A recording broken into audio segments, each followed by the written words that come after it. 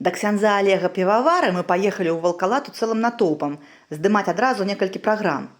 Канешне, напрасіліся і за сюжэтам для голаса паклікання. Гэта быў ідэальны дзень на вёсцы. Мы паспелі і пагуляць, і паглядзець навокал, і нават папарыцца ў простай вясковай лазні, і пераночылі з дзяўчатамі ў старой плябаніі, тут калісьці жыў пробашч. Пад ціканне гадзінніка, сярод карунковых фіраначак і старой мэблі, адчуваеш, нібыта час спыніўся. І ўсё стала па-простаму, па-зямному і вельмі грунтоўна. Вось табе зямля, вось табе хата, вось табе касцёл, вось табе святар, каб пабожна жыць ажно да смерці. А там і ў дом айца. Гутарка са святаром зладзілася наўпрост тут, у гэтай вясковай хаце. Запрашаем паслухаць. Ксёндз Олег, а колькі год вы тут ужо працуеце? У гэтай парафіі працую ўжо 9 год. Осені будзе 9 год, як тут знаходжуся. Бо ў 2016 годзе атрымаў дэкрэт ад ксяндза біскупа 2 кастрычніка 2016 года я быў прызначаны ў гэтую парафію пробашчам. А чаму святары так дакладна памятаюць дату, калі гэта адбылося? Гэта потому, што нейкі лёсавызначальны момант? Таму дата так важна, дзённая? Ну, можа так, можа не. Не ведаю, но мне запамяталася гэтая дата. Бо, напэўна, гэта моя першая парафія, дзе адчуў сябе сапраўдным святаром. А што ж было да гэтага? Да гэтага працаваў я на ўсходзе, у парафіі святога Іцапіва ў Лёзна. Калі я туды трапіў, то там не было нічога, акрамя хаткі звычайнай вясковай. Хоць гэта горад, раённы цэнтр, але хатка, якая была блізка чыгункі, там усё як паязды ішлі, траслося, грукала. Ну і, канешне, людзей таксама на ўсходзе вельмі мала. Як я прыехаў на пачатку, там было 10-15 чалавек. І адпрацаваў я ў той парафіі 12 гадоў. Трапіў я як д'якан ужо ў гэтую парафію. І д'яканам быў я 3 месяцы. Пасля быў высвечаны на святара і так застаўся на 12 год у той парафіі. Тады таксама прыйшлося будаваць святыню. Трошкі парафія ўзрастала. Ужо за маіх часоў было каля 60 чалавек. На апошні момант, калі я ўжо ад'язджаў. Але ўсё роўна я, прыехаўшы сюды, ў гэтую парафію, адчуў сябе у сваёй талерцы, у сваім клімаце, у сваёй як бы роднай мясціне, дзе я быў выхаваны. І ведаю, што вы родам адкульсьці адсюль.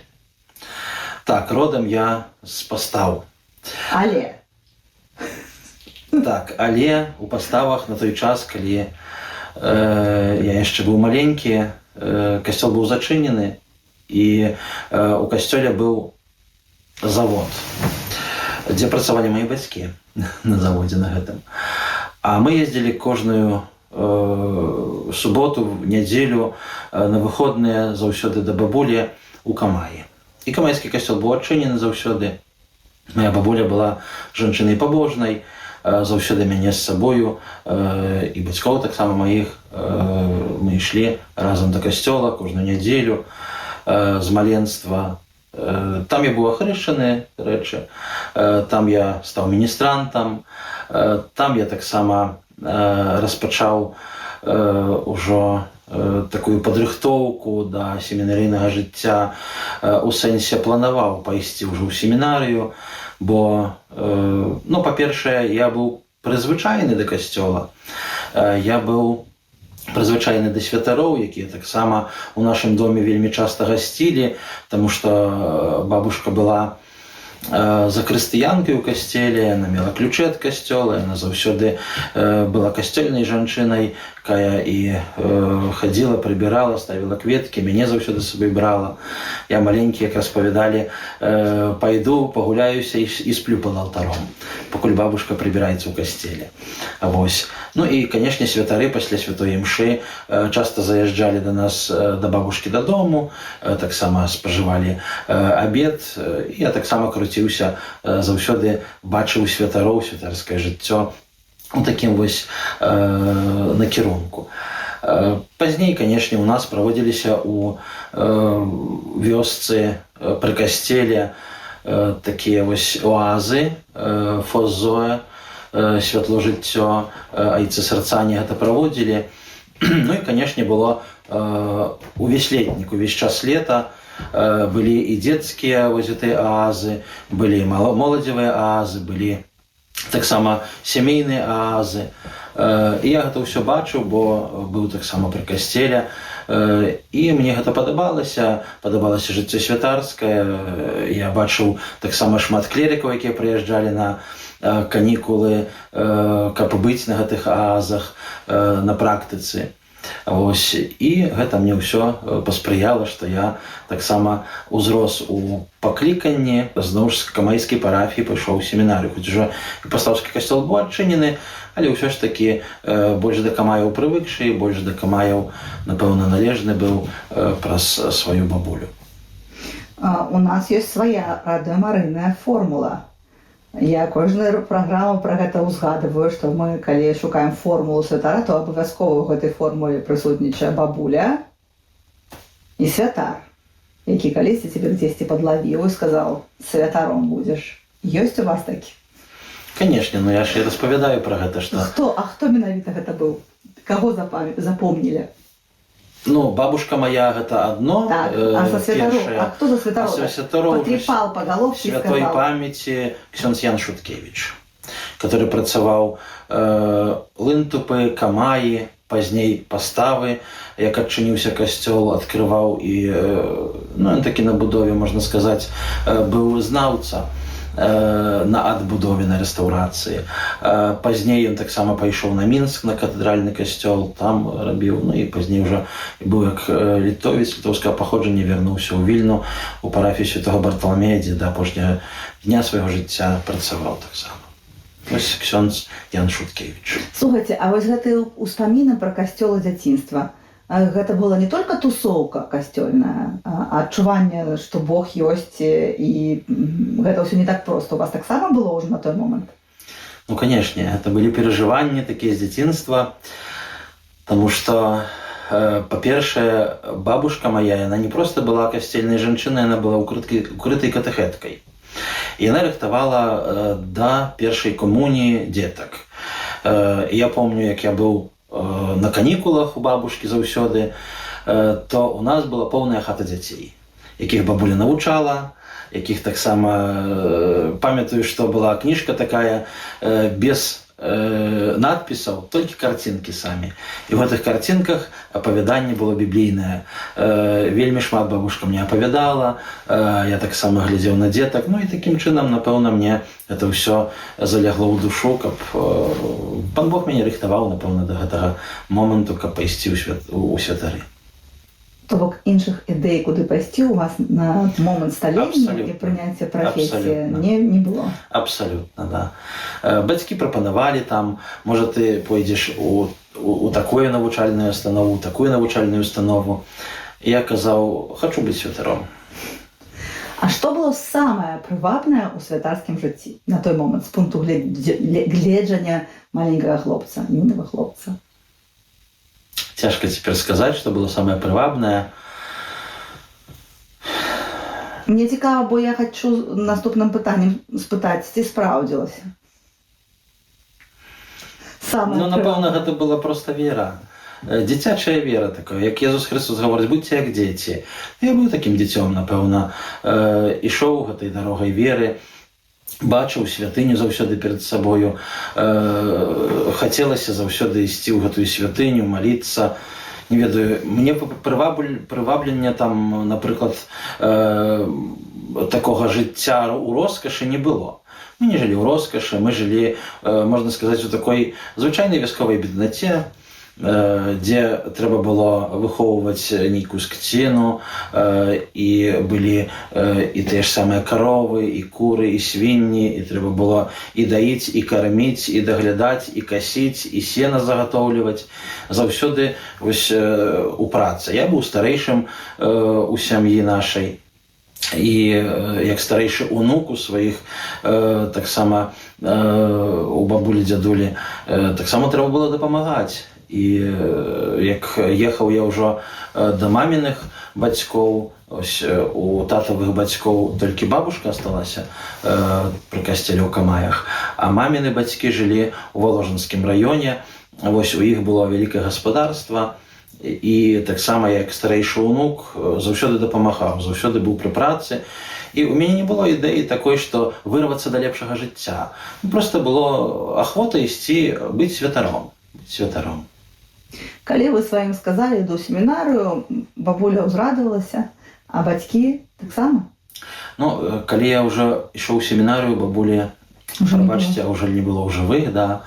Але ўсе ў вёсцы казалі, напэўна, бабуля вымаліла вось гэтае пакліканне. Ну, напэўна, гэта таксама зразумелая справа, што нашыя бабулі за нас моляцца і маліліся тут на зямлі, моляцца ўжо там, у нябесным валадарстве, спадзяёмся, што яна ўжо ў небе.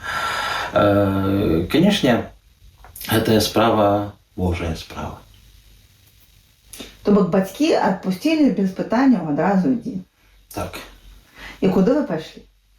Ну, на пачатку, вось, калі я распытаваўся, таму што ўжо ксёндз Ян Шуткевіч у маленстве маім быў, пазней ўжо прыйшлі, як я ўжо стаў трошкі сталейшы, юнаком, тады ўжо прыйшлі ў нашу парафію працаваць айцы сэрцаня. Ось ксёндз Чэслаў Куцміш. І пры ім я ўжо таксама быў выхоўваны, далей як ўжо міністрант дарослы, і на яго таксама кіраваў свой позірк, з ім размаўляў, але ён не казаў мне пра сэрцанскі сам ордэн, проста расказваў пра жыццё ў семінарыі. І я на пачатку таксама хацеў пайсці ў семінарыю ў сэрцанскую, але калі пачалі прыязджаць клерыкі з Гродна, я стаў больш заглядацца на семінарыстаў, якія прыязджалі на практыкі, і яны пачалі мяне таксама ангажаваць, што вось, што табе ў тую Польшчу ехаць, далёка ад бацькоў, тут на месцы, у нас семінарыя свая ў Гродна. Я пра гродненскую семінарыю так ведаў не шмат, там, можна сказаць, практычна нічога не ведаў. У айцы сэрцані мяне заўсёды накіроўвалі так у сцязю ўжо свайго, напэўна, закону. Але як ужо святары кажу, як ужо клерыкі сталі распавядаць пра семінарыю Гродна, бацькі мае таксама так ось гэтым усім заахвоціліся і сказалі, ну так, табе бліжэй будзе тут, і нам бліжэй да цябе, Гродна не так далёка, гэта не Польшча. Ну і такім чынам я падумаў, што так, я паеду ў Гродна ў семінарыю. Тым больш, калі мы ўжо былі пасля 11 класу, якраз тоже былі ў лагерах, і прыехаў яшчэ адзін хлопец з Мёраў. Ён таксама планаваў пайсці ў семінарыю, і мы ўжо разам сабраліся з ім і паехалі удвоёх весялей, паехалі ў Гродна на паступленне ў семінарыю. Цяпер у вас няма шкадавання за тое, што вы не пайшлі ў ордэн, бо ордэн гэта ўсё ж такі супольнасць, нейкая падтрымка адзін аднаго, адчуванне пляча побач братэрскага, а не вось гэта дэцызіяльная самота. Скажам так, што гэта трошкі інакш. Таму што здаецца, што мяне пан Бог накіраваў у дыяцэзіяльнае жыццё, не быў самотнае жыццё. Але заўсёды побач са мною былі цікава нават сэрцані, айцы сэрцані. То есть заўсёды я, як прыязджаў з семінарыі дадому, то ішоў да касцёла ў паставах, быў ксёндз Анджэй Возняк, таксама ўжо памерлы святой памяці, але ён мяне заўсёды таксама падтрымоўваў, накіроўваў, многа даваў падказак, як у святарскім жыцці жыць. Не раз таксама ўжо, будучы святаром, у Лёзна, у такой самоце, калі былі і часам таксама нейкія такія вось упадкі сілаў, духоўных сілаў, калі глядзіш на гэтую парафію, свята ў касцеле, а ні аднаго чалавека не прыйшло, я з плачам, са слязьмі лажыўся крыжам перад алтаром і ляжаў, колькі мог ляжаць, маліўся, выплакаўся, пашоў сам сабе адправіў мшу, сабраўся, паехаў у паставы. У паставах ці сэрцані мяне падтрымоўвалі, заўсёды мне дапамагалі маральна і фінансава дапамагалі таксама. Ось. Поэтому я нога ў ногу ўсё жыццё, можна сказаць, іду з айцамі сэрцанамі, ось сябруем і яны казалі, ці можа ты ўсё-такі захацеў бы прыйсці да нас, прайсці навіцыят, пастулят. Я кажу, як пан Бог захоча, то я прыйду, але пан Бог мяне накіроўвае сваім шляхам, і ў тым шляху, якім мяне пан Бог накіроўвае, я знаходжусь у сваёй талерцы. Але з айцамі сэрцанамі іду далей, рука аб руку, у сяброўстве і ў падтрымцы. Дзе тут найбліжшыя сэрцані ад нас? Паставы 60 кілометраў. Шаркаўшчына 70 кілометраў. В прынцыпе, дасяжна. Так. Як што, слёзы выдзеліць і да сэрца. Так. Навіть 3. Так. Хоць таксама можна і скарыстацца з іншых ордэнаў. У Докшыцах айцы капуцыны, у Мядзелі айцы кармеліты. Мы таксама з усімі сябруем, мы таксама спатыкаемся, мы таксама размаўляем і шмат часу праводзім разам. Таму я самоты не адчуваю ўвогуле. Вы узгадалі пра слёзы ад таго, што ніхто не прыйшоў. А якія яшчэ ёсць моманты ў жыцці святара, у якіх слёз не стрымаць? Пытанне цяжкое. Канешне. Мы тут не дзеля простых пытанняў сабраліся. Слёз не стрымаць, калі бачыш, аддаеш сябе парафіі цалкавіта, працы ў парафіі, а людзі далей знаходзяцца ў партыі ў веры. Вось не бачыш гэтага навяртання. Хоць і стараешся і ў пропаведзях сваіх як-то людзей накіраваць, падказаць, Божыя праўды ім даць. Але ось часам, калі едзеш у парафіі на рэкалекцыі, асабліва ў гарадскія нейкія такія парафіі традыцыйныя, то там людзі ў споведзях маюць такую шчырую веру, шчырую праўду, такую адказнасць за сваё жыццё, за жыццё сваіх блізкіх. Яны спавядаюцца інакш, так глыбока. А ў такіх традыцыйных, альбо усходніх, як я быў у тэрыторыях, як у нас шуцяць так святары, што прыходзіць дзедушка 90-летні да споведзі і кажа: «Ойченька, маму тату не слухаўся, вось мае грахі ўсе». А ксёндз скажа: «Мама ж тата ўжо памерлі даўно». Вось такія справы у жыцці святара найгоршыя, напэўна, таму што чалавек, здаецца, укладаеш сілы ў парафію, у людзей духоўныя. Вядома, што Дух Святы вядзе, але людзі настолькі ўпартыя часам у сваіх грахах, што цяжка пераканаць, і ўвогуле немагчыма пераканаць. Гэта адно. Другое, што у нашым, скажем, краі Беларусі вельмі моцна развіта язычества, і язычніцкія гэтыя традыцыі таксама вельмі перашкаджаюць. Бо як чуеш, што пайшоў да бабкі, да шаптухі, да шаптуна, там нешта загаворы, прыгаворы, і адчуваеш гэтую бессільнасць, што як так? Да пана Бога першую чаргу трэба ісці. Да святара, як хварэе хтосьці, няхай прыйдзе да святара, каб ён намасціў святымі алеямі на аздараўленне душы і цела. Мы гэта чытаем у Святым Пісанні, а людзі такі адчуваецца, што гэтага не чуюць голасу Божага, не адчуваюць веры.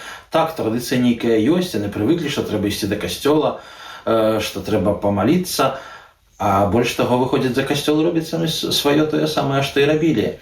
І гэта таксама боль вялікая, гэта таксама слёзы, якія накатваюцца на вочы, а пазней пачынаюць яшчэ больш на святара нагавораць, абгаворваць, крытыкаваць нешта, недзе не тое зрабіў, пачынаеш нейкія справы весці рамонтныя, справы нейкія там аднаўленчыя, і нешта не падабаецца, пачынаюць нараканні быць, і такім чынам слёзы зноў ж накатваюцца на вочы.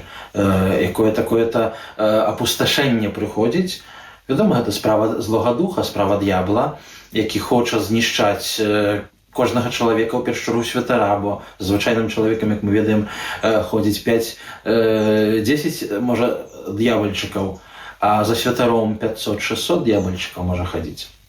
Поэтому вядома, што мы гэта адчуваем, і слёзы накатваюцца, але, напэўна, Пан Бог нас не оставляе, калі мы глыбокі ў вере. Дзякуй. Складанае пытанне, і адказ атрымаўся таксама даволі шматпавярховым. Скажыце, калі ласка, пра свае гады вучобы ў семінары. Вось ты прыйшоў у семінарыю, пайшоў туды і ачараваўся. Ці што там адбылося ў вас у семінарыі? Семінарыйнае жыццё гэта было нелёгкае жыццё, па-першае, таму што шмат трэба было вучыцца. Першая перашкода гэта была, мне здавалася, што я польскую мову ведаю. Калі я прыйшоў у семінарыю, а там усё па-польску, то аказалася, што я не ведаю ўвогуле польскай мовы. І мне прыйшлося перавучвацца, і цяжба была ў тым, што мне трэба навучыцца было пісаць, чытаць, разумець тое, што ад мяне патрабуюць прафесары. А як экзамены прыходзілі увогуле, гэта такое напражэнне вельмі цяжкое. Але агульна семінарыйнае жыццё было вельмі прыгожым, вельмі радасным, таму што і супольнасць, таму што і малітвы разам, таму што разам нейкія выезды на нейкія там вось ці то маёвкі, ці то таксама нейкія парафіі, на практычныя, скажем так, заняткі, як казанне пропаведзей, ну вось ці на Хрыстуса Круля таксама выязджалі. Гэта было цікава. Гэта было таксама заўсёды ў парафіі ехаць з такім энтузіазмам, тому што гэта практычныя заняткі. Тэарэтычныя справы гэта адно, тэорыя, але практыка зусім другое. І таму гэта было цікава. Вы памятаеце у семінары такое месца пад назвай «Квадрат»? Квадрат у семінарыі гэта за семінарыйным дворыкам, калі мы выходзілі, дарожка, да. Калі мы выходзілі, каб прагуляцца. З раніцы, калі уставалі рана, хацелася спаць, пазней ішлі на малітвы, хацелася спаць, было размышленне, хацелася спаць, на святой імшы хацелася спаць. І, вядома, гэты квадрат, ён быў такім вот як бы отрезвленнем ад гэтага сну. Таму што мы выходзілі, перад тым, як пайсці на сняданне, ішлі праз квадрат, трошкі падыхаць воздухам. Пазней, пасля снядання, зноў на квадрат, падыхаць воздухам, каб ужо спакойна ісці на заняткі. На занятках, вядома, як там на занятках праходзіла, і пазней зноў ж пасля абеду, зноў квадрат, зноў такі вось удыхнуць воздуху, удыхнуць паветра. Вось гэта быў квадрат. Добра. Я просто хотела справдзіць, ці існуе традыцыя квадрата, а оказывается, яна існуе. То бок маладзёж цяпер там ходзіць па тым жа самым квадраце, дзе хадзілі вы. Я ўжо трошкі прызабыўся, таму што ўжо больш за 20 гадоў гэта было назад, але дзякуй так. Дзякуй, што напомнілі. Добра, зайсці з семінарыі, вярнуцца дадому бацькоў, усё гэта бросіць, ці ўзнікала калі-небудзь жаданне? Не. Не, ну па вам видно на самой справе. Ёсць такі, скажы, Каралінка, часам сітуацыі, калі мы адразу бачым, што пытанне пра іншую прафесію, пра там крызісы і жаданне зайсці, яны проста бессэнсоўныя, потому што бачым, што гэтага няма. Как раз вось той выпадак. Ну, у мяне не было такога ані хацення. Былі выпадкі, што святары там ругаліся, прафесары на практыцы. Летом, калі мы былі ў семінарыі, ксёндз-пракуратар сказаў мне і там яшчэ аднаму клерыку, што мы будзем у гэты час практыкі возіць вокны з Беластока у семінарыю, бо вокны ставілі новыя, пластикавыя. І мы ўвесь час займаліся вось гэтым перавозам вакон у семінарыю, каб іх устанаўліваць. І вельмі часта так атрымоўвалася, што не толькі днём трэба было ехаць, але і паначы. А часам нават і пераначаваць у Беластоку прыходзілася. І так аднойчы здарылася, што Мы приехали под раніцу, змучаныя з гэтай дарогі, з гэтых загрузак-разгрузак вакон, з гэтай таксама мяжы, бо трэба ж мяжу праходзіць. І просто заснули мёртвым сном. Гэта яшчэ не была навука, это была, яшчэ падкрэсліваю раз, практыка семінарыйная летняя. Але прафесар адзін быў такі упарты, што ён прыбег до нас у комнату, что мы проспали, что мы не пошли на молитвы, что мы не пайшлі на снеданне, ён нас не бачыў, і что вы нягодныя быць далей святарамі, бо вы не прыйшлі на молитвы. Другі момант была б, когда святая імша была прапушчана. Ну, мы, напэўна, сабе б не дазволілі гэтага. Але так як мы былі вельмі змучаныя, мы трошки дазволілі сабе паспаць, адпачыць, бо ведалі, што нам з абеду трэба будзе зноў ехаць за тымі вокнамі. Ну і, канешне, гэты прафесар, прыбегшы, крычаў, што «Всё, вон з семінарыі, я вас больш не хочу бачыць». І у нас такі быў трошки, у мяне такая боязь, так мяне закалаціла, што я хочу быць святаром, а вось з-за гэтага пустяка, скажем так, по моему мнению, пустяка, што праспаў раніцай малітву і снеданне, я мушу апусціць семінарыю. Але, канешне, у заступніцтва прыйшоў ксёндз-пракуратар і сказаў, што яны сапраўды працуюць і возяць, і робяць вельмі шмат, возячы гэтыя вокны для семінарыі, таму прашу не перашкаджаць, і ўсё ў парадку. Але ў мяне тады быў стрэс. Вялікі стрэс, што я магу быць папрошаны з семінарыі. Але ўсё ў парадку сталася, і пазней ўсё было цудоўна. Што яшчэ вельмі важнае, што можа немагчыма, да чаго немагчыма дакрануцца, як да дыплома аб завяршэнні вучобы, вы вынеслі з сабой з семінарыі. Ну, святарства, понятно, там пэўны дакумент. А штосьці яшчэ дадатковае было? Какое-нибудь вельмі важное ведное? Ну, расскажу так. Бо як заканчивалась семінарія, у мяне, хоць былі экс-універсы, экзамены, былі вось гэтыя напругі у галаве, што трэба здаваць экзамены, у мяне яшчэ арганізм пачаў здаваць у плане хваробы, сталі балець почкі. Ці застужаныя былі, ці штосьці іншае, дакладна не ведаю. Але я ведаю, што мой час экзаменаў гэта была хвароба почак. І настолькі мне гэта ўсё было балюча, што я ўжо лез на сцены ад болі.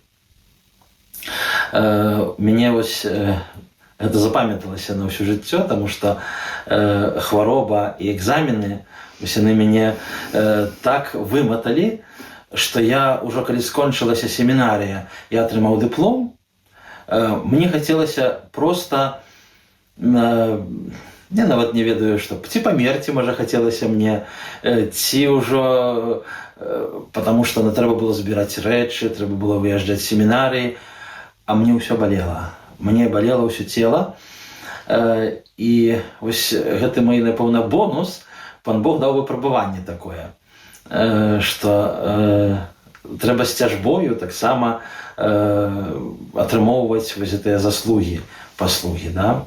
Ну і такім далей бонусам, можна так сказаць, было ўжо тое, што я прыехаў дадому, і мама мне дапамагла вылечыцца і стаць на ногі ўжо, каб гэтай хваробы не было. І тады я ўжо, ачуняўшы, сабе ўсвядоміў: дзякуй Богу, я скончыў семінарыю, дзякуй Богу, я іду на практыку душпастарскую, як дыякан у парафію. І слухачы такі: гэта быў камень. Гэта быў камень. Не быў гэта камень, таму што правяралі на УЗІ, сказалі альбо пясочак, альбо прастуда. Больш скланяліся да прастуды, ну, ўсё магло быць. А вось памятаеце гэта адчуванне, калі ты скончыў семінарыю і выйшаў з яе? Як гэта было? Я цікавілася ў цяперашніх хлопцаў, як яны выходзяць з семінарыі, ці не страшна яму ў гэты свет патрапіць? Ваше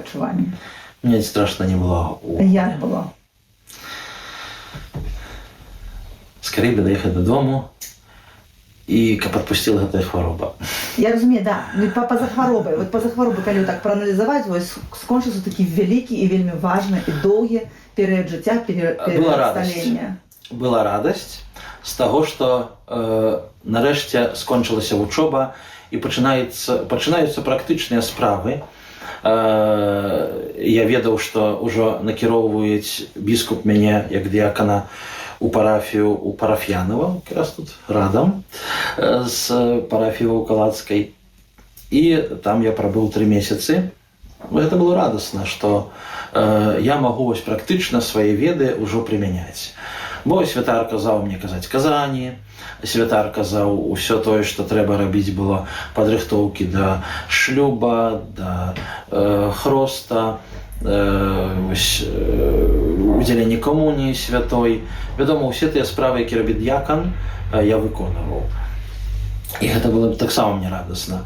Канешне, не хапала працы, якую заўсёды нам давалі, бо ў семінарыі трэба было працаваць, то падлогі мыць, то адказным быць за кухню, то за двор, то там стрыгчы траву, усялякія справы. Як і дома, у прынцыпе, таксама я быў прывыкшы да працы. У парафіі гэтага ўжо трошкі не хапала, гэта была вясна яшчэ, ну там, вядома, снег пачысціш там, пазней там святару штосьці дапаможаш зрабіць, пры касцёле там людзям, з міністрантамі папрацуеш. Заўсёды шукаў сабе працу, каб таксама не толькі мець умысловы труд, але і фізычны труд. Вось такім чынам.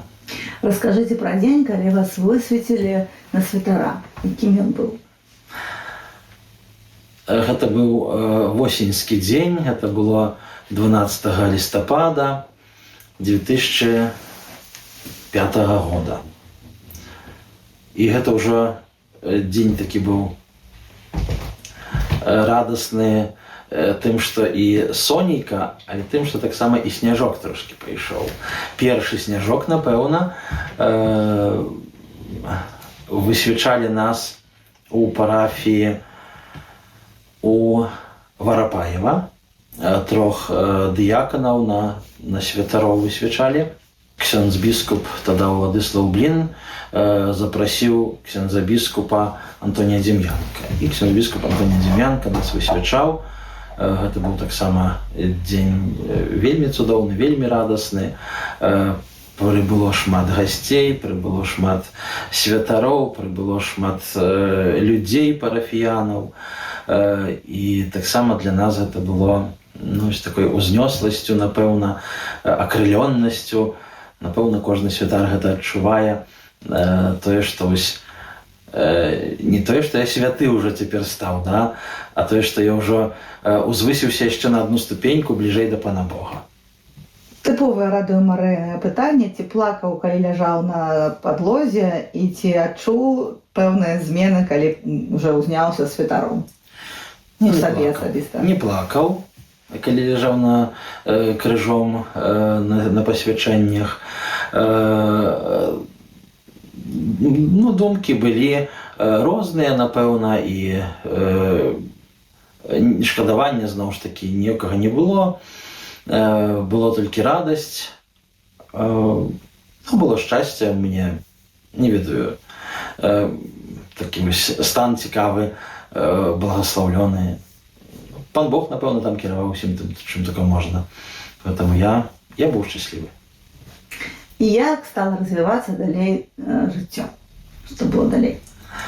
Далей святарскае маё жыццё, яно ўжо пачалося, як я казаў, з дыяканату. 3 месяцы я быў дыяканам у парафіі Парафьянова. Пазней біскуп мяне забраў на летнікі, каб быць аніматарам дзетак, дзе там праводзіліся летнікі у нашай дыяцэзіі. Усё лета я быў на летніках. Пазней увосені ўжо, у жніўні месяцы, ксёндз біскуп сказаў, што прыязджаеш у Віцебск, у Курыю, і далей цябе будзем накіроўваць у наступную парафію. Я прыехаў у Курыю, быў пры біскупе 3 дні, альбо 4, уже не памятаю. І пазней ксёндз біскуп мяне сказаў, што ты належыш да парафіі святога Духа ў Віцебску, але будзеш мець апеку над парафіяй святога Іцапія ў Лёзна. І будзеш жыць таксама ў Лёзна. Вось мяне завезлі ў Лёзна, пасялілі да парафіянаў, на кватэру закватаравалі. І кожны дзень я праводзіў набажэнствы ў каплічке для людзей, і кожны дзень ездзіў на святую імшу ў Віцебск поездам. З раніцы ў 6 часоў поезд ішоў на Віцебск, там я быў у 7 часоў раніцы, ішоў да ксяндза пробушча, пазней у 8 мы ішлі на святую імшу, пасля святой імшы там пэўныя справы, і пасля абеду варочаўся зноў ж поездам у Лёзна, каб праводзіць набажэнства для людзей. І такім чынам я 3 месяцы верасень, кастрычнік, жнівень, верасень, кастрычнік. Бо ў лістападзе ўжо быў высвечаны на святара, і ўжо цалкавіта, канешне, як святар застаўся ў Лёзна, не толькі набажэнства, ўжо святай імшы праводзіць. І далей ўжо у далейшай перспектыве ксёндз біскуп сказаў, што будзеш будаваць святыню тут. І, канешне, мне прыйшлося ўзяцца за будову святыні. У той жа час я вучыўся ўжо з 2007 года у Варшаве у універсітэце Стэфана Кардынала Вышынскага на права кананічнае 5 год. У гэты ж час таксама ксёндз біскуп даручыў мне функцыю дыяцэзіяльнага душпастара сем'яў.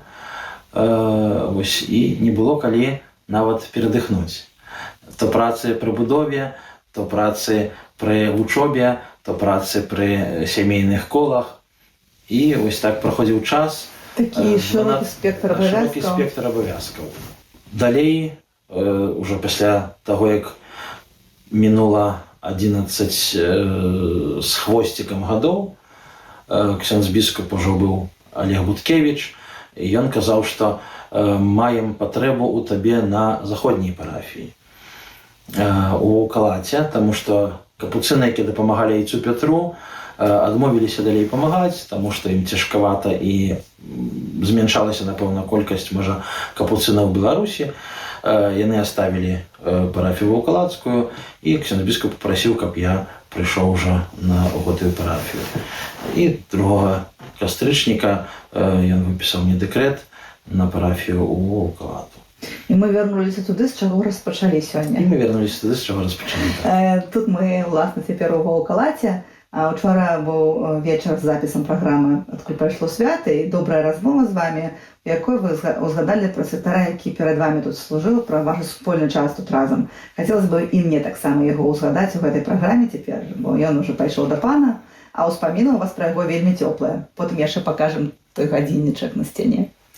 З першых дзён маёй прысутнасці ў гэтай парафіі у Ваўкалатах мы са святаром, з айцом Пятром, быўшым пробашчам, пасябравалі. І я да яго прыйшоў у госці, мы так цудоўна размаўлялі, ён цудоўна мяне прыняў таксама. Потым кажу: «Айцец Пётр, можа мы, як ужо будзе моя першая імша у касцеле у нядзелю, можа і айцец Пётр бы таксама далучыўся да гэтай імшы, хоць на каляске, то зацягнем, паможам, каб айцец Пётр быў у касцеле». Ён згадзіўся. І людзі таксама былі здзіўленыя, бо бачылі, што святара даўно не было ў касцеле, ніхто яму не дапамог, канешне, можа і не хацеў, але яму цяжка было, канешне, заехаць на каляске, можа і трошкі сцісняўся людзей. Але ў той дзень са мною разам мы ўвайшлі з ім разам у святыню. І такім чынам ужо пасябравалі. Далей нашае жыццё было з ім у тым, што яго адведаваў. Мы спраўлялі нейкія святы разам. Мы часам адпраўлялі святую імшу разам тут, у гэтым доме, дзе ён адпраўляў пры століку. І такім чынам праводзілі час. Ён не перашкаджаў у душпастарскай працы, мне толькі падказваў пэўныя справы, калі штосьці было патрэбна, я яго пытаўся. А я яму таксама не перашкаджаў, калі была патрэба, то я прыходзіў, калі не было патрэбы, то не перашкаджаў. І такім чынам вось мы жылі дружна. Сколько год так вы прожили бок о бок? З 2016 года пачынаючы до 2023 года, 2022 года ён адышоў да пана у сакавіку месяце, так. Расскажите про годинник на стене. Калі дазналіся мы, што айцец Пётр хварэе, айцы капуцыны хацелі забраць яго, і гэтая хвароба, яна больш і больш, напэўна, забірала у айца Петра сілы, хоць ён дастатку адпраўляў святыя імшы да паследняга дня. Вось у апошні дзень якраз айцы капуцыны хацелі яго забіраць у Докшыцы. Ксяндз біскуп Олег Буткевіч таксама ехаў, быў дзесьці недалёка, тут на гэтых тэрыторыях заходніх, і ехаў таксама да айца Петра адведаць яго, часта да яго прыязджаў, паноўны раз ехаў. А ў гэты дзень якраз мне было аказія і магчымасць паехаць у Карытас за дарамі, якія былі прыгатаваныя для нашых людзей, для тых, хто мае інваліднасць і патрэбы ў гэтых дарах. І у хаце нікога не было, апрача жанчын, якія маліліся за айцом Петром. І вось прыйшла гадзіна Божай міласэрнасці, 3-я гадзіна дня, калі жанчынкі сталі маліцца каронку да Божай міласэрнасці. І калі яны скончылі маліцца каронку да Божай міласэрнасці, то убачылі, што айцец Пётр адышоў да пана, памёр. Я калі вярнуўся, ўжо ведаў, што гэта гадзіна міласэрнасці прыкладна заканчваецца праз паўгадзінкі, бо малітвы так трываюць, то я на палову 4-го выставіў часы, што айцец Пётр у гэты час, у гэты момант адышоў да пана Бога. І гэты гадзіннік так цяпер вісіць у гэтай хаце. Да гэтага часу так вісіць, і ён будзе нязменна далей вісець. Гэта вельмі кранальна на самой справе.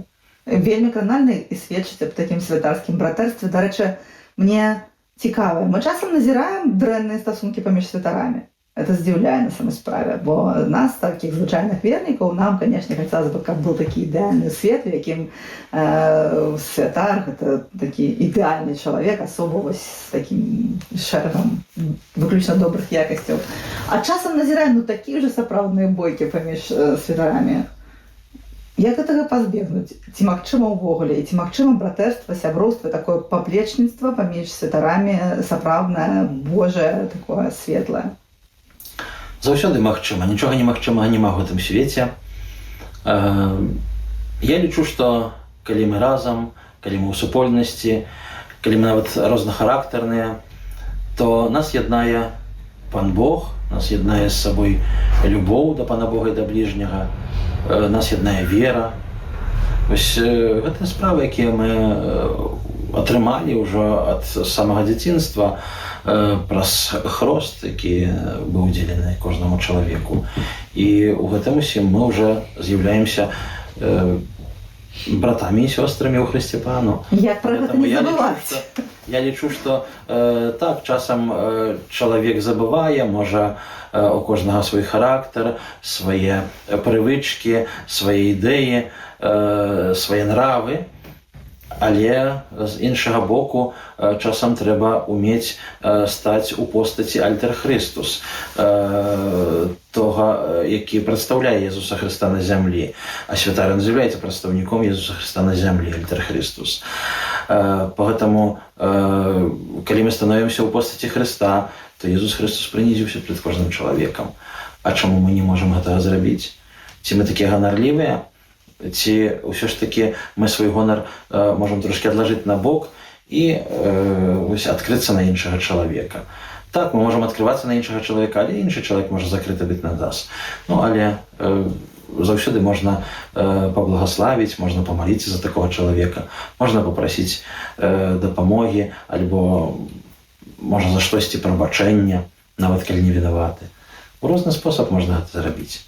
Ну, свет змяняецца, калі мы змяняемся, калі я сам змяняюся ў сваім жыцці.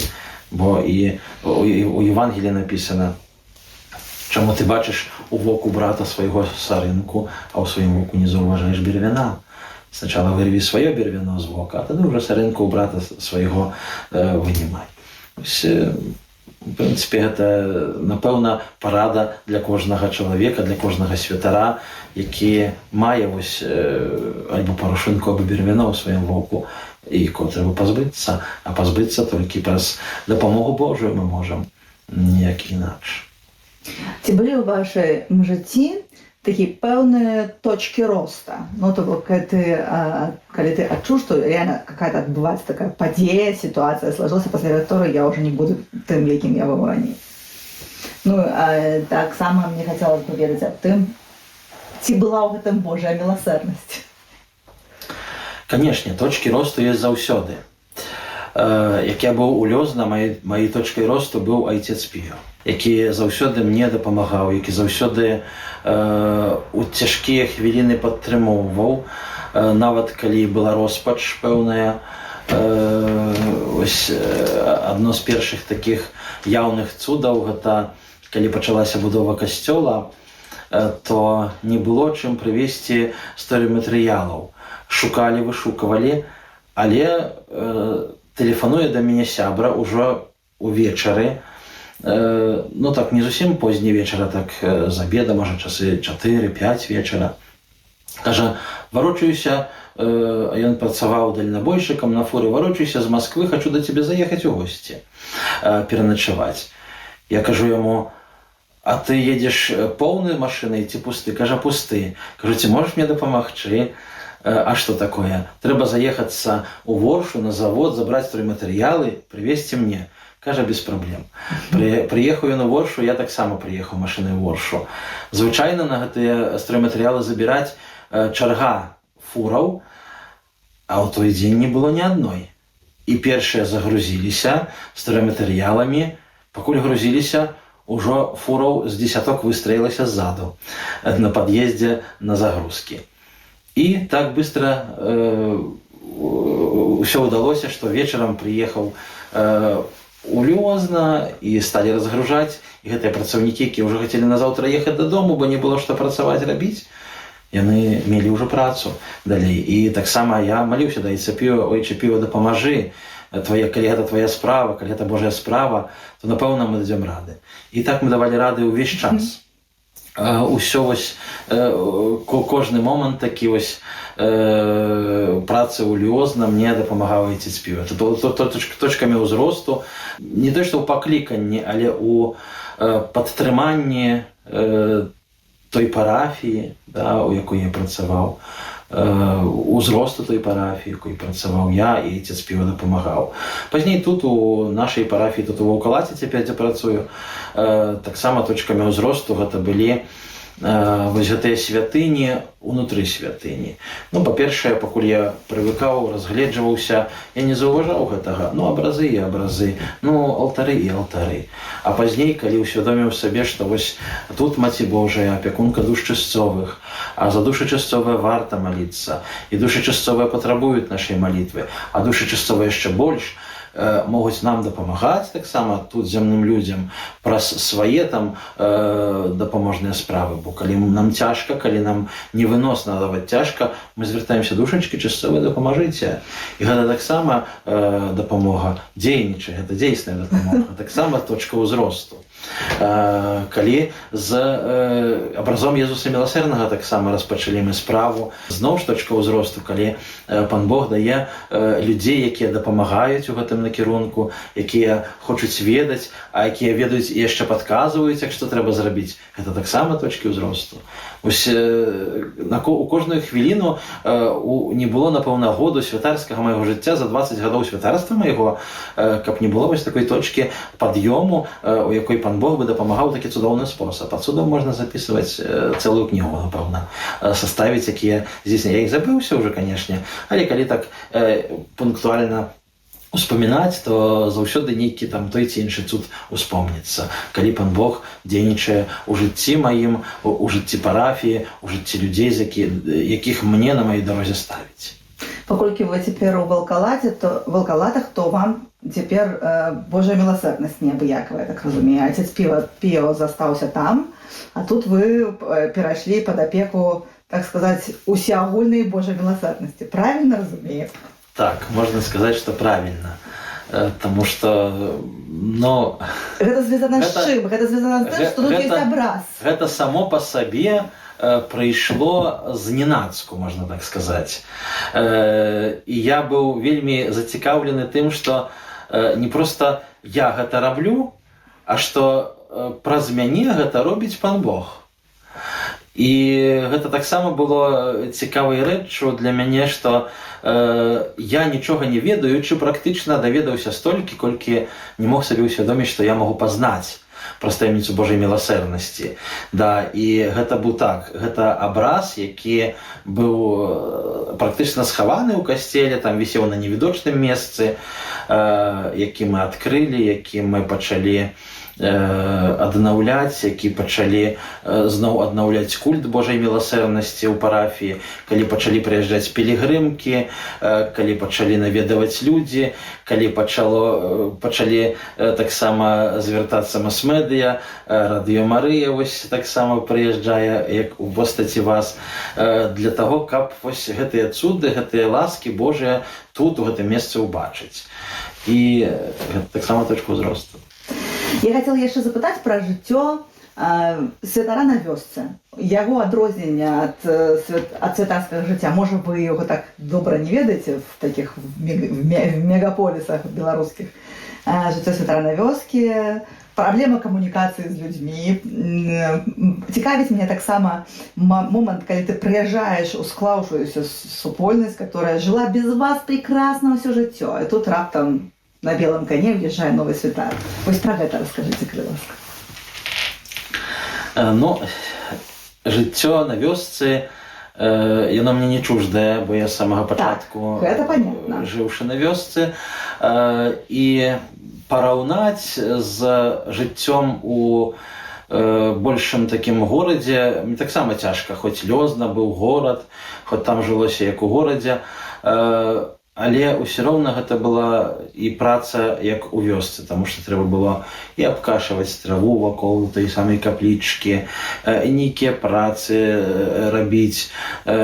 І тут у калацкай парафіі таксама вясковае жыццё таксама хапае, што трэба і тыя ж самыя працы выконваць. Не трэба сіла, трэба мужская сіла, часам не можна нават каму дапамагчы, но то сам спраўляешся як можаш, наколькі можаш гэта зрабіць.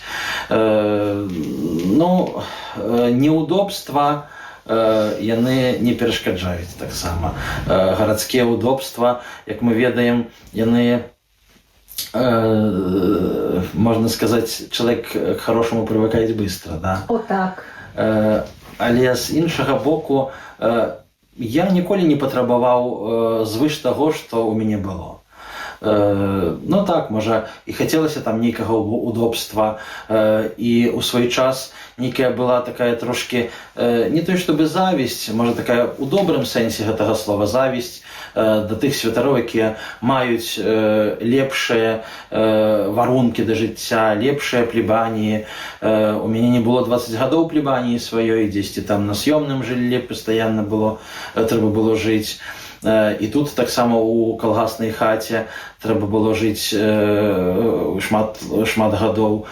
У мінулым годзе толькі нам удалося скончыць працы пры плебаніі новай збудаванай, дзе я мог ужо перад Божым нараджэннем заехаць жыць. Там трошкі лепшыя, канешне, умовы, ужо больш такія, можна сказаць, гарадскія умовы, калі не трэба выходзіць на двор па сваіх запатрабаваннях, не трэба ісці за вадою студню.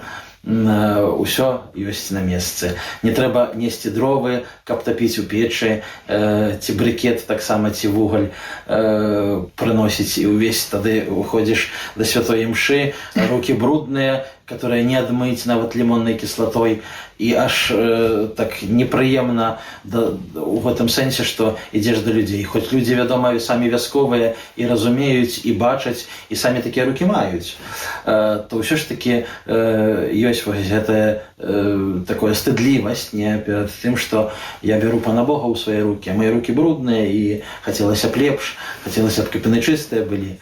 Хоць намнога не змянілася справа, калі ўжо і ў новай плебаніі стаў жыць, дзе больш варункі, больш гаднейшыя да жыцця, ўсё роўна хапае працы, ўсё роўна хапае ў руках вось гэтых розных недасканаласцяў.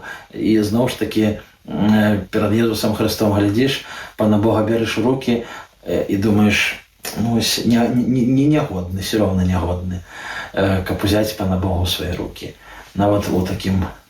Я увесь час думаю про то, што, магчыма, Пану Богу такое прыемна, калі твае рукі, ну, они штось важнае рабілі, ну, і таму забрудзіліся, непаваротна не адмываюцца. Пан Бог сам ведае, што ён, да каго ён прыходзіць і ў чые рукі аддаецца. Нездарма Пан Бог выбраў на святара мяне ці іншых таксама святароў, менавіта дзеля таго, каб праз рукі гэтага чалавека даваць сябе людзям. Людзі, яны розныя. Ну і як я ўжо спытала ў першай частцы пытання, калі ты прыязджаеш у новую мясцовасць і якая склалася без цябе, як стаць яе часткай, колькі на гэта трэба часу, і як пазнаць, што ты ёсць часткай супольнасці, цябе прынялі, і ты можаш тут быць, ну, таким нормальным мясцовым элементам. Ну, часу немало патрэбна. Канешне, прыязджаеш, прывыкаеш да людзей, людзі прывыкаюць да цябе. Першы год разглядаешься, просто дзе што рабіць не ведаеш, прыслухоўваешся, хто што гаворыць, хто што падказвае, куды трэба паглядзець, на што трэба звярнуць увагу, ідзеш да людзей па калядзе, размаўляеш з людзьмі, хто чым дыхае. Пазней другі год, ужо трошкі больш прыгледзеўшыся, пачынаеш думаць, а што варта было б зрабіць, а што трэба было б змяніць, а дзе трэба падрамантаваць штосьці. І так вось 2-3 гады праходзіць, пакуль увойдзеш у гэтае жыццё парафіяльнае, у жыццё з людзьмі, з парафіянамі. Ну, а так цалкавіта, напэўна, каб ужо адчуць сябе у сваёй талерцы, у сваім месцы, дзе ты знаходзішся, дзе ты працуеш, мне патрэбна было каля 5 год. Каля 5 год, каб ужо быць тут як сапраўдны гаспадар. Ось. І калі ўжо гэтыя гады мінулі, ужо пачаліся тады быць такая і адказнасць большая, і больше, напэўна, такі вось, як это выразіць слова, адказнасць і захэнта такая, да, для сябе. Як тут па-руску выразіцца, па-беларуску, не ведаю. Не скажу, ну вот. Ну, тое, што ты не хвалюешься, не баишься, але робіш, бо ведаеш, што гэта годная Пана Бога, гэта годная парафія, гэта зробіцца добра, ты ўжо давяраеш людзям, ты ўжо ведаеш, да каго можна звярнуцца, каб тую ці іншую справу зрабіць, змяніць, зарэстаўраваць, аднавіць, ось, ну, у такім сэнсе. І вось я ўжо 9 год практычна ў парафіі, і вось апошнія 3-4 гады уже інтэнсіўна мы займаемся і рэстаўрацыяй абраза Маці Божай, і рэстаўрацыяй абраза Езуса Міласэрнага, ужо не хвалюючыся за тое, што а хто, а што, а як, а можа не так. Канешне, я ў першыя гады, калі прыехаў, узяў на сябе адказнасць такую, хоць мне было і так трошкі баязліва, але могілкі былі вельмі заросшыя дрэвамі, Я баяўся, што вось яны будуць завальвацца, ламіць памятнікі, разбіваць людскія. І я папрасіў, каб вось гэта прыбраць. І мы цэлую зіму працавалі, прыехалі таксама тут гэтыя людзі, которые высока могуць лазіць, гэтыя дрэвы пілаваць. Якраз з гэтай парафіі, з маей паходзяць гэтыя хлапцы, і яны гэта ўсё зрабілі за зіму. Каля 100 дрэваў з могілак было выпілавана, вывезена і больш-менш спарадкаваныя, хоць могілкі сталі выглядаць дастойна. Вось моя такая першая гэта справа была, але яна была баязлівай. Ужо пасля 5 год мне ўжо не было боязна рабіць рэстаўрацыю Маці Божай, мне было боязна рабіць Езуса Міласэрнага, мне не было боязна, цяпер мы робім паталкі касцельныя. Уже няма боязі, уже ёсць адказнасць, уже ёсць упэўненасць у тым, што гэта добрая, гэта цудоўная справа, якая належыць і Пану Богу, і людзям, і гэтай святыні. Я хотела спытаць яшчэ, вы можете сказаць, што ваши парафіяне ваши аднадумцы? Вы каманда? Часткова так, часткова не, бо вядома, што аднадумцамі можна быць, але не заўсёды кожны думае па-свойму. Поэтому... Я про генеральную линию. Генеральная линия так. Генеральная линия так. Калі, напрыклад, і у парафіі ёсць нейкія пытанні, справы абгаворваем, то я прапаную пэўную выхад з той ці іншай сітуацыі, і 100% людзей кажуць, так, мы згодныя. Значит, можно сказать, что мы однодумцы. Что усе люди так... Вядома, што святару не запярэчыш, як тут прынята казаць. Але агульна кажучы, што людзі аднадумцы, да, у плане захавання спадчыны, у плане захавання веры, у плане захавання традыцыі. Ну, вось у гэтых справах. Мне падаецца, што гэта фармулёўка пра святару не запярэчыш, мы часта яе слухаем. Гэта такая вялікая адказнасць. Як вы жывеце з ёй? Я не разумею. Гэта вялікая адказнасць, але я прывык. Ага, ну так, ну да, вас же вучаць гэтаму, фармуюць семінары і потым па калеі там... У семінары не фармуюць гэта. Ну... Мы вучымся гэта святар ад святара. Больш так скажу. Калі мы бачым іншага святара, які сваёй адказнасцю робіць пэўныя справы ў парафіі, то мы, як губка, усмоктваем гэта ў сябе, і мы, па прыкладу того святара, на якога мы звярталі ўвагу і бачылі ягоныя дзеянні ў парафіі, мы таксама бяром на сябе адказнасць гэта ж самае рабіць. У семінарі гэтага не вучаць. Это так классно гучыць на самой справе. Расскажите мне яшчэ пра ваш дзень. Ось з чаго ён пабудаваны, а который вы прачынаецеся і што робіце па калеі? Пачну з нядзелі. Да, давайте. Репрезентативна дзень у жыцці святара. Першае, што гэта прачынанне. Ну, у мяне заўсёды прачынанне маё пачынаецца з усходу сонца. Як толькі світае, то я ўжо практычна ўжо і не магу спаць. То бок зімой з гэтым горш? Зімой з гэтым горш, бо хочацца больш паспаць, хоць і ўсё роўна не. Бо я заўсёды, як жыў яшчэ ў калхознай хаце, вядома, што трэба было прачынацца зрана, таму што ў хаце холадна, трэба ісці за драўмі, трэба ісці за брыкетам, трэба падкладваць у печку дроў, каб было цёпла ў хаце. З гэтым звязана таксама, каб трошкі апаласнуцца, трэба пратапіць у печы, каб была гарачая вада. Ну, у 21 стагоддзе. Да, мы ў 21 стагодзе, але так трэба было жыць да гэтага года проста. У гэтым годзе інакш змянілася ўсё ўжо. І вось у мяне заўсёды трэба было раніцай устаць у 6-7 гадзін, гэта справіць, зрабіць. Ну, а цяпер я ўжо ўстаю трошкі пазней. У 7 гадзін гэта ў мяне мой час паўстання з рана, ці то нядзелі, ці то будні дзень таксама. І пазней у нядзелю, пакуль я спраўлюся, пап'ю гарбаты, трошкі спраўлю свае нужды, справы, пачынаю збірацца на святую Эўхарыстыю, на святую імшу, прыпамінаю сабе, што трэба сказаць людзям, пра што трэба прыпомніць, якія аб'явы абвясціць.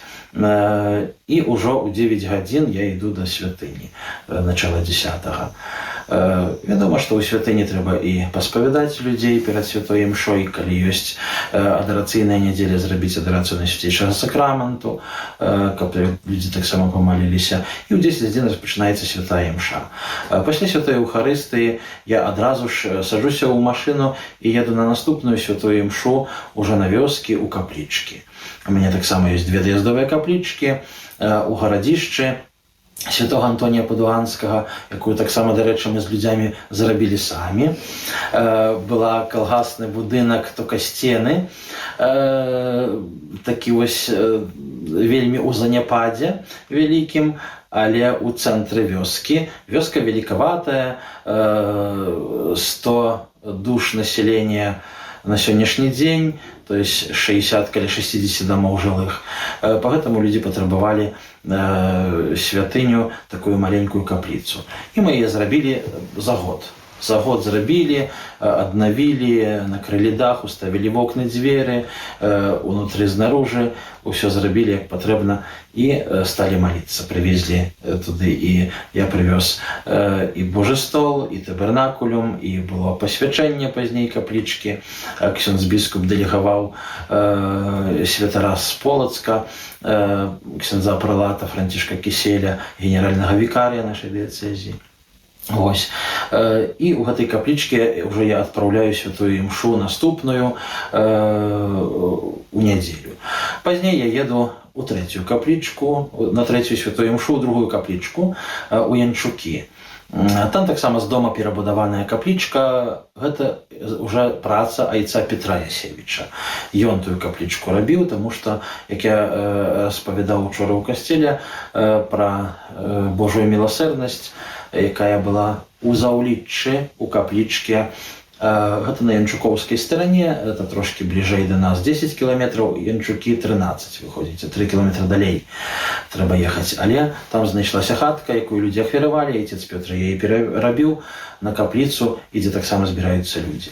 І вось гэта моя 3-я. І варочаюся пасля абеда ўжо дадому, і ўжо нядзеля ёсць нядзеля, альбо адпачынак проста, альбо, ну, кудысьці можна паехаць да святароў, у госці, проста пабыць разам, паразмаўляць.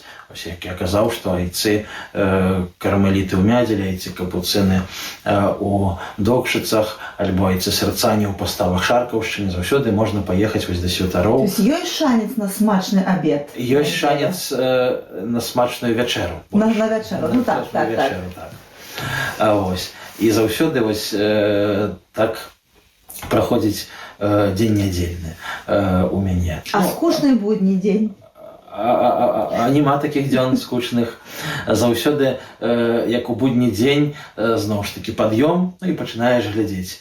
Як улетку трэба пакасіць, бо шмат касьбы і пры касцёльным двары, і за мурамі касцёла абкасіць. Гэта дзень працы, а то і 2 практычна. Перад плебаніяй абкасіць, сад парафіяльны абкасіць, гэта яшчэ 2 дні працы. Абкасіць вакол гэтага дому парафіяльнага яшчэ дзень працы. І так практычна 5 дзён працы, толькі касьба, а ў гэтым годзе не ўспееш паглядзець, як дождж пройдзець, трава ізноў расце, і ізноў касіць. Нядзеля другая косіш, нядзеля другая косіш. То трэба нейкія таксама справы парафіяльныя, то можа пахаванне якое выйсці, то да споведзі трэба, ці там да хворых паехаць. Нейкія справы таксама іншыя. Цяпер як былі перарэгістрацыі, то трэба было што другі дзень у Докшыцы ехаць у райсполком, там на нейкія дакументы, нейкія справы рабіць. Я таксама працую у касцёльным судзе у нашай дыяцэзіі, і іншы раз трэба ехаць на нейкія судовыя справы касцёльныя. Таксама тут у заходніх парафіях у нашых, то трэба праслухаць нейкіх сведкаў, то трэба напісаць таксама нейкія справы судовыя, апісаць. Ну, другі раз нейкія спатканні.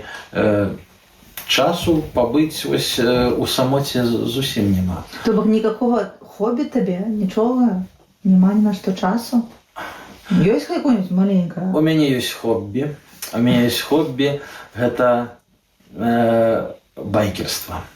Опа. Я езжу на мотоцикле, мы другий раз спотыкаемся со святарами, не только со святарами, байкерами. Каб проехаться разом, каб адчуць вось паветра, Божий дух в этом паветры, дзесьці спаткацца ў нейкіх касцёлах, у нейкія пілігрымкі паехаць. Ну, гэта маё хобби. Я бачила, у вас яшчэ есть целое стадо собак. Но гэта не стадо. Я люблю жывёл. Я люблю жывёл, і пагэтаму ў мяне жывёльны свет. Гэта вось усе тыя сябры. У мяне ёсць коцік таксама. Гэта мае сябры, і мы сябруем тут разам. Пагэтаму я як прывыкшы да таго, што з свайго маленства заўсёды ў нас было гаспадарства, заўсёды ў нас былі і тыя ж самыя кароўкі, козачкі, свінні, куры, сабачкі, коцікі. І да гэтага часа я гэтага не цураюся, і да гэтага часа таксама мне мае сябры нашы, браты нашы меншыя, як мы кажам, заўсёды даспадобы, і пагэтаму мы их любим, поважаем и с ними живем разом.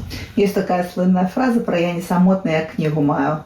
А як бы яна гучала ў вашым выпадку? Я не самотна, я што маю?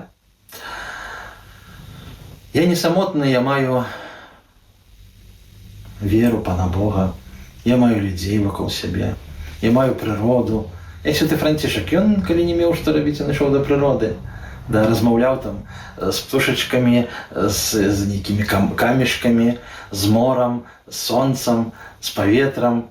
Ну, у гэтым сэнсе і я іду у свет, вось, і у гэтым свеце нешта спраўляю, нешта раблю. Бо так Пан Бог, напэўна, хоча. Як бы вы себе бачылі, калі вы будете старенькі?